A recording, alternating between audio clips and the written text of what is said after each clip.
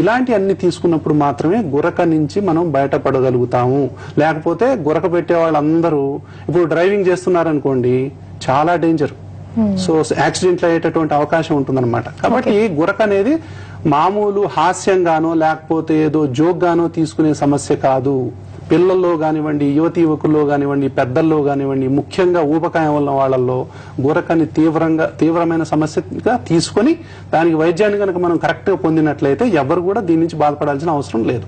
చిన్న బ్రేక్ తీసుకుందాం అండి. బ్రేక్ తర్వాత ఈ రైనైటిస్, సైనసైటిస్, బ్రాంకైటిస్, టాన్సిలైటిస్ ఇలాంటి ఐటిస్ అన్ని అంటే వన్ ఎయిర్వే వన్ డిసీజ్ అన్నారు కదా, వీటన్నిటికి కూడా ఒకదానికొకటి సంబంధం ఉంటుందా? వీటన్నిటికీ ట్రీట్మెంట్స్ ఎలా ఉంటాయి అనేది చిన్న బ్రేక్ తర్వాత డిస్కస్ చేద్దాం.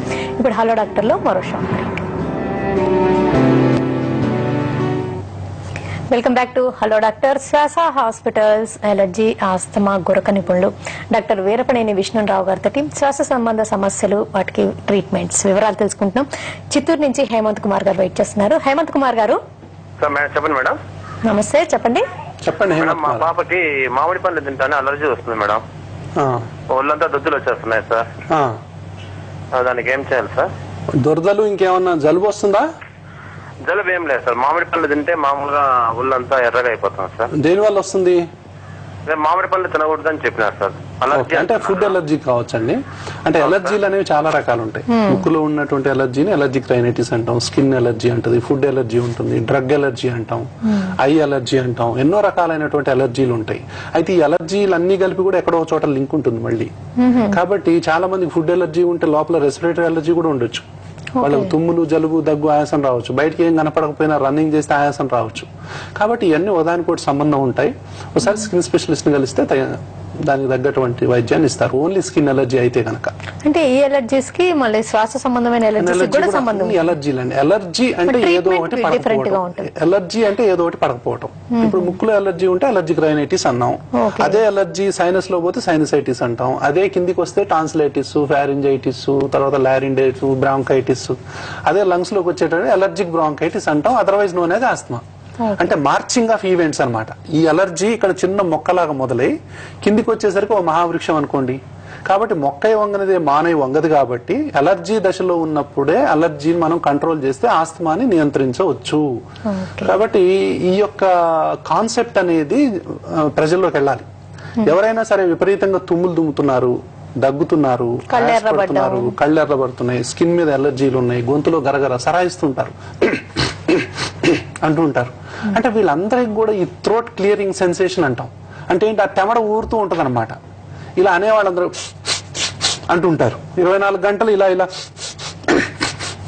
అంటే కొన్ని మేనరిజమ్స్ ఉంటాయి. ఈ మేనరిజమ్స్ అన్ని కూడా వీళ్ళకి ఎక్కడో ఒక చోట ఎలర్జీ ఉన్నట్టే, రెస్పిరేటరీ ఎలర్జీ. అంటే వీళ్ళకి ఏది పడట్లేదు. వాతావరణంలో తేడా వస్తే ఏమన్నా తేడా ఉంటుందా? కూల్ డ్రింక్ తాగితే ఏమన్నా ఉంటుందా? ఏదైనా పొల్యూషన్ లో పోతే తేడా వస్తుందా? తర్వాత మెట్లు ఎక్కితే ఆయాసం వస్తుందా? గబగబ పరిగెత్తితే ఆయాసం వస్తుందా? బరువులు పట్టుకుని నడిస్తే ఆయాసం వస్తుందా? ఇవన్నిటినీ కూడా మనం సమగ్రంగా ఒకదానికోటి లింకప్ చేసి చూడాలి తప్ప కళ్ళల్లో ఎలర్జీ ఉంది, ఒంటి కంటి చుక్కలేస్తే పోదు. దాంతోపాటు రెస్పిరేటరీ ఎలర్జీ కూడా ఉందో ఏమో. కాబట్టి వీటన్నిటినీ కూడా మనం సమగ్రమైనటువంటి కాన్సెప్ట్ తోని ఓవరాల్ వ్యూ, అంటే బర్డ్స్ ఐ వ్యూ అంటాం, అలా చూస్తే తప్ప ఈ అలర్జీ ఆస్తమాకు సరి అయినటువంటి వైద్యం అనేది జరగదు. ఇంకొక కాల్ చూద్దామండి. వెంకటేష్ గారు. వెంకటేష్ గారు. నమస్కారం మేడం. నమస్తే, చెప్పండి. నమస్తే డాక్టర్ గారు. నమస్కారం అండి.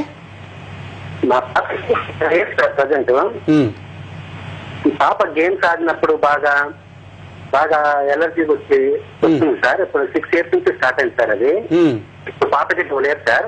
గోడమైతే 100 అనేది వాడుతున్నాం సార్. అది దీర్ఘకాలికంగా వాడవచ్చా? దేనికి వాడుతున్నారండి? ఆయాసం వస్తుందా పాపకి రన్నింగ్ చేస్తే? వస్తుంది సార్, ఆయాసం వస్తుంది సార్. ఏం వాడుతున్నారండి? గోడమైతే 100 సార్.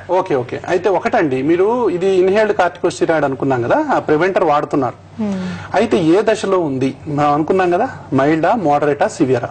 ఏదైనా సరే ఒక ఇన్హేలర్ కరెక్ట్ గా వాడుతున్నప్పుడు, మేము ఇన్హేలర్ వాడుతున్నామండి అంతా వాడుతున్నాం అంటారు. ఇన్హేలర్ వాడుతూ కూడా బాధపడుతున్నారా?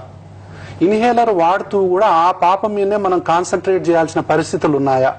అంటే ఆ పాప స్కూల్కి పోవటం కానీ, లేకపోతే నైట్ నిద్ర డిస్టర్బ్ అవటం కానీ, తర్వాత స్కూల్ బ్యాగ్ పట్టుకుని నడిస్తే ఆయాసం కావటం కానీ, పరిగెత్తితే ఆయాసం, ఆటలాడితే ఆయాసం రావటం కనుక ఉన్నట్లయితే ఆ డోస్ అనేది సఫిషియెంట్ కాదు.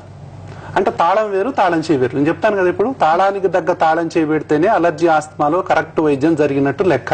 అంటే ఏంటి, ఎప్పుడైతే ఇలాంటి వైద్యం ఇస్తామో ఒక తృప్తి రావాలి పేషెంట్ లో, అబ్బా ఇప్పుడు చాలా బాగుంది అనే హ్యాపీనెస్ రావాలి, తల్లిదండ్రుల్లో కూడా ఆనందం రావాలి. ఆ ఆనందం లేదు, ఏదో వాడమన్నారు మనం వాడుతున్నాం, వాడకపోతే ఏమవుద్దో ఏమో అనేది వాడుతున్నట్లయితే ఎక్కడో మిస్టేక్ జరుగుతున్నట్లు లెక్క అనమాట. సో మళ్ళీ డాక్టర్ను సంప్రదించండి.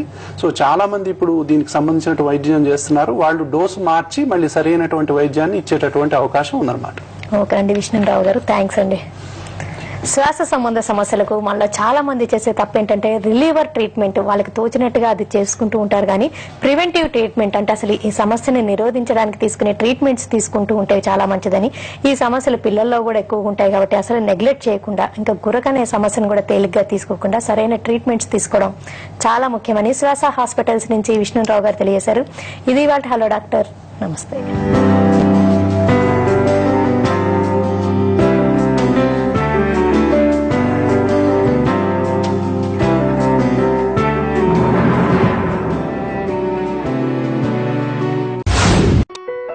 చిల్డ్రన్స్ ఆస్తమా సెంటర్, శ్వాస హాస్పిటల్, హిమాయత్ నగర్, హైదరాబాద్. సంప్రదించండి 9676760000.